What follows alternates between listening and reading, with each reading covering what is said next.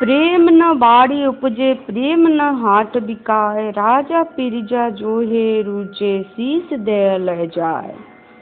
कबीरदास की ये पंक्तियाँ कितनी सार्थक और सटीक अर्थ बताती है।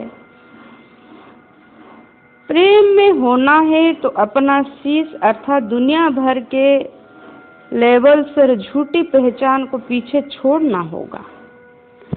इन पंक्तियों का अर्थ जितना ही सरल है असल में लाया जाए तो उतना ही मुश्किल है। हम जाने अनजाने कितने ही झूठ आवरण डाल के चलते हैं, मैं ये मैं वो, मेरी इतनी पहुंच, कला फला, जबकि सच में सब अनित्य है, सब कुछ क्षण भंगुर है। अगर ईश्वर की सच्ची भक्ति चाहिए तो आओ पहले किसी से सच्ची मोहब्बत करो, ये किसी संत ने कहा है।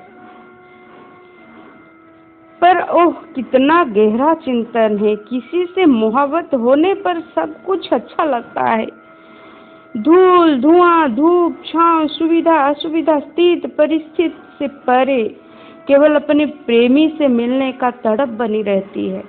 प्रत्येक क्षण एक जागरूकता रहती है कि प्रियतम ने खाया कि नहीं, प्रियतम ने सोया कि नहीं, प्रियतम कैसा है, वो कैसा है, फलाना कैसा है, हाँ कि नहीं, फला कम किया कि नहीं, और न जाने कितने ही मान मनोबल अनवरत चलते रहते हैं। ये जो प्रेम का भाव है ये दुनिया के श्रेष्ठतम भावों में से एक है। थोड़ा निराशाजनक बात यह है कि सांसारिक प्रेम में एक दिन फुल स्टॉप आ जाती है, क्योंकि समय के साथ समर्पण का आधार बदल जाता है।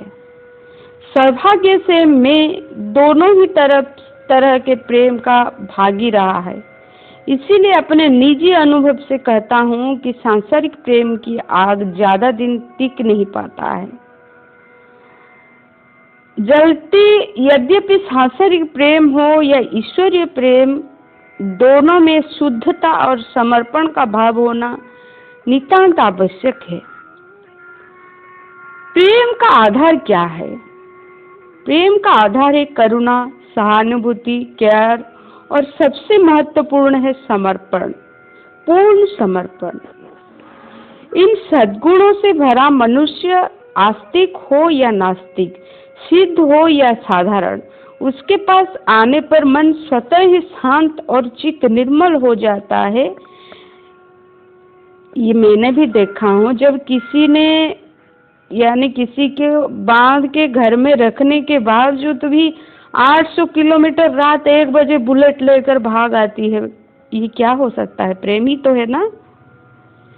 मुझे ये विचार आते ही अपने किसी गुरुजी से पूछा, तो गुरुजी भी यही बात बोले कि हम जो मनुष्य है, ये मनुष्य में ही, ये दुर्लभ जन्म में ही सोच विचार भेदभाव और सही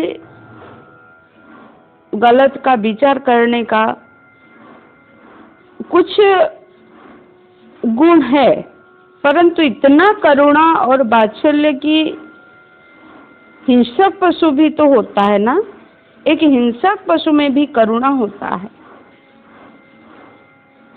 जब मैंने विपश्यना के शिविर में गई थी, मैंने शांति का उस अवस्था का एक छोटा अनुभव पाया। उस शांति के लिए मैं और लालयित हो गया। मुझे जब किसी भी कीमत पर वह अनुभव वापस वही चाहिए था।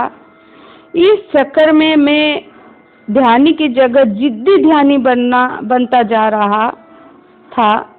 बाहर पशुवत होकर अंतर्मन में शांति की खोज कर रही थी। कितनी बड़ी मूर्खता कर रही थी, क्योंकि मुझे मेरे पति ने हर समय बोल रहे थे कि शांति में प्रज्ञा में समता में रहो, शांति में प्रज्ञा में समता में रहो। जब 2012 में मैं उनके पास गई थी, हालांकि 2013 में मेरा शादी हुआ, तो उसी समय जब वो शांति प्रज्ञा समता बोल रहे थे, मेरे अंदर एक भयानक घृणा, एक भयानक यानी उद्वेलन आ रहा था कि जो समता प्रज्ञा बोल रहा है, समता प्रज्ञा बोल रहा है, ये विपश्यना में आखिर है क्या है? जो खुद समता प्रज्ञा में नहीं रह पाता है और दूसरों को दिखावा करता है, ये चीज है क्या? तो बहुत चिंतन के बाद मैंने देखा कि मूल को छोड़कर मैं शाखा को पानी दे रही हूँ। फिर मेरे मन में विपश्यना के प्रति भी एक अजीब सा सोच आने लगा और एक बार तो मैंने विपश्यना की, परंतु मैंने अच्छा से कर नहीं पाई। मेरे कहने का तात्पर्य इतना सा है कि तुम कुछ भी करो, तुम किसी का गुरु बनो, परंतु तुम जब तक अपने जीवन में उसको नहीं उतारोगे, तुमको कोई फॉलो नहीं कर सकता है, तुमको कोई मान नहीं सकता है, क्योंकि प्रेम ही ईश्वर है और ईश्वर ही प्रेम है।